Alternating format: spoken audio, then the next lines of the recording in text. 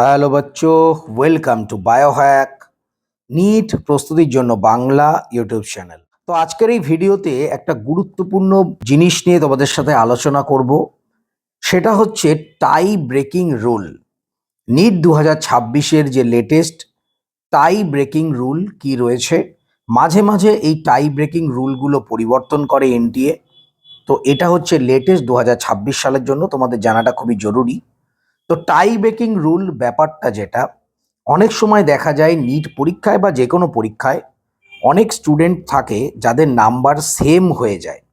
NEET যেহেতু একটা competitive exam, তোমরা জানো যে প্রচুর সংখ্যক student, lakh lakh student, 25-26 lakh student পরীক্ষা দেয়। তো হতেই পারে সেম নাম্বার অনেকের চলে আসতে পারে, কিন্তু নাম্বার সেম হলেও র্যাঙ্ক তো আর সেম দেয়া যাবে না, কেননা র্যাঙ্কের বেসিসে তোমাদের মেডিকেল কলেজগুলো অ্যালট হয়। সুতরাং র্যাঙ্ক তোমাদের কিন্তু আগে পরেই দিতে হবে। তো যে কোনো স্টুডেন্ট যদি সেম নাম্বার পায়, কাকে আগে র্যাঙ্ক দেয়া হবে, কাকে পরে র্যাঙ্ক দেয়া হবে, সেইটা কিন্তু খুব গুরুত্বপূর্ণ বিষয়। তোমরা জানো নিট 2024 সালে 67 জন স্টুডেন্ট কিন্তু সেম নাম্বার পেয়েছিল। তো এবার তোমরা বুঝেই নাও যে প্রত্যেকবার সেম নাম্বার কতজন স্টুডেন্ট পায়, কিন্তু প্রত্যেকের র্যাঙ্ক কিন্তু আগে পরে হয়, সেম র্যাঙ্ক কারো হয় না।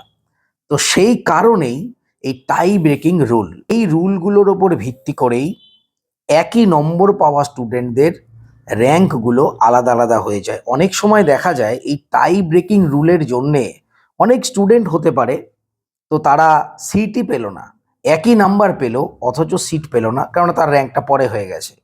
তো তোমাদের এই টাই ব্রেকিং রুল জানাটা কেন গুরুত্বপূর্ণ, এই টাই ব্রেকিং রুল তোমরা যদি ডিটেলসে জানতে পারো, তোমরা সেই মতো যখন তোমরা অ্যাটেম্পট করবে নিট পেপার, নিট 2026-এর পেপার, তোমরা সেই মতো কিন্তু পরীক্ষাটা দিতে পারবে, যাতে করে এই টাই ব্রেকিং রুলে তোমরা অগ্রাধিকার পাও।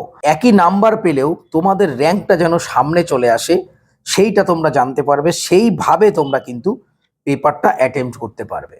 তো এই টাই ব্রেকিং রুল কি বলছে নিট 2026 সালের জন্য, ধরো কোনো স্টুডেন্ট সেম নাম্বার পেল, সে যতজন স্টুডেন্টই হোক সেম নাম্বার পেল, তো প্রথমেই তাদের দেখা হবে বায়োলজি স্কোর।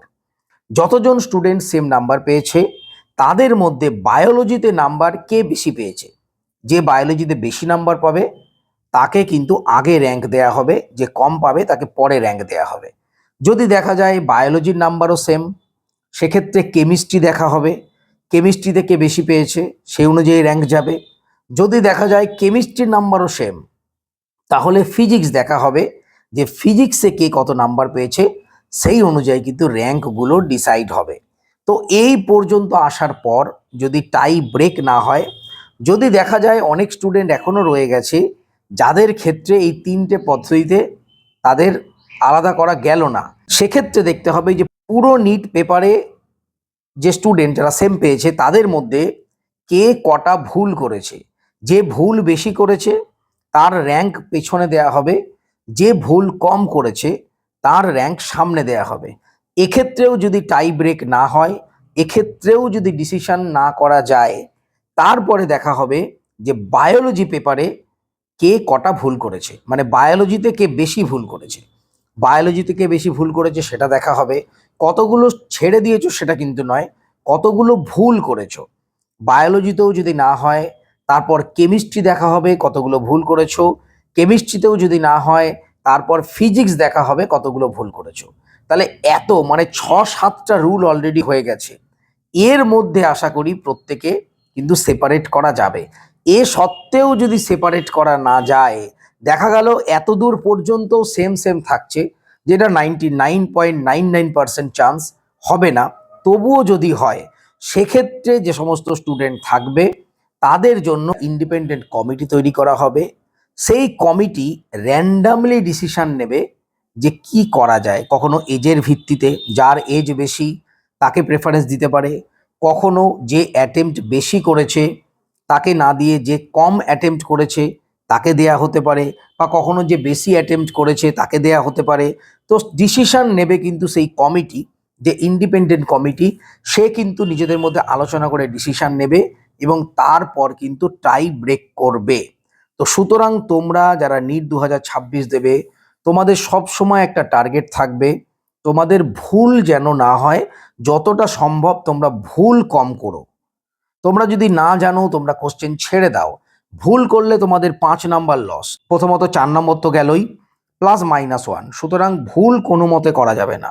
তোমরা যদি ভুল কম করো একদিক থেকে তোমাদের নাম্বারটাও বাড়বে, আর 2 নম্বর এই যে টাই ব্রেকিং রুল, এক্ষেত্রে তোমরা অগ্রাধিকার পাবে। একই নাম্বার পেয়ে তোমরা আগে র্যাঙ্ক পেয়ে যাবে এবং তোমাদের যে স্বপ্নের এমবিবিএস সিট বা গভর্নমেন্ট এমবিবিএস সিট সেটা কিন্তু পেতে অনেক বেশি সুবিধা হবে।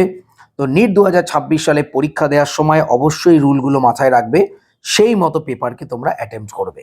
তো এটাই ছিল টাই ব্রেকিং রুল নিট 2026 সালের জন্য। আশা করি তোমরা ব্যাপারটা বুঝতে পেরেছো। তো সবাই খুব ভালো থেকো, মন দিয়ে পড়াশোনা করো, চ্যানেলটা সাবস্ক্রাইব রাখো, নোটিফিকেশনটা অন রাখো নিট রিলেটেড যাবতীয় ইনফরমেশন জানার জন্য। টাটা।